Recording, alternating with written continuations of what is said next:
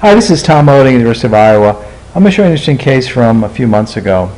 A resident was placing some viscoelastic in preparation for placing a lens, and this is one of the first times they'd ever done this. And you can see that there was no viscoelastic ahead of the cannula, and as a result the cannula went through the posterior capsule, and now you can see there's a round hole in the posterior capsule. So we placed some dispersive viscoelastic in the hole in anticipation of placing a lens in the sulcus, a change of our plan. We did a little bit of vitrectomy to make sure that there was no vitreous which was coming up towards the wound. We did it in a dry technique using viscoelastic to support the anterior chamber.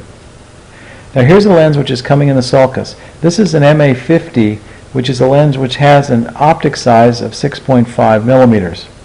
Unfortunately, the malyugin ring which is in place has a diameter of 6.25. So you have to make sure that the lens is placed quickly posterior to the malyugin ring before it uncurls completely. If you don't, it can get stuck in the malyugin ring, and that's just what happens here. This is one of our senior residents that's placing this lens in the sulcus and doing a nice job of keeping the haptic upright and the lens in an upright position. However, the lens quickly unfolds and gets embedded into the malyugin ring, and we're unable to place the lens without disturbing the iris further. So as a result of this inability to get this 6.5 millimeter lens through this malyugin ring, we make the decision to make a relaxing incision in the malyugin ring and make a cut using Vanna scissors so that the malyugin ring is flexible enough to allow us to place this lens.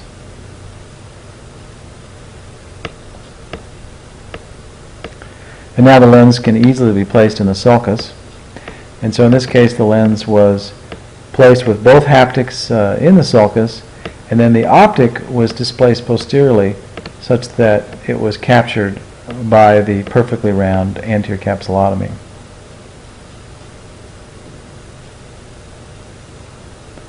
You can see that the lens is now posterior to the malyugin ring and the optic is in the sulcus. And so now we have to get the malyugin ring out, and it's a little bit tricky to get the ring out with the break that we made with the scissors. We're going to try to just pull here and see if it'll come out, but it gets caught a bit, and so we make the decision to make one more cut of the malyugin ring, again using the Vanna scissors. First a little viscoelastic to protect the cornea, and then we'll make that cut. And then we'll simply pull the two halves of the malyugin ring out, this one with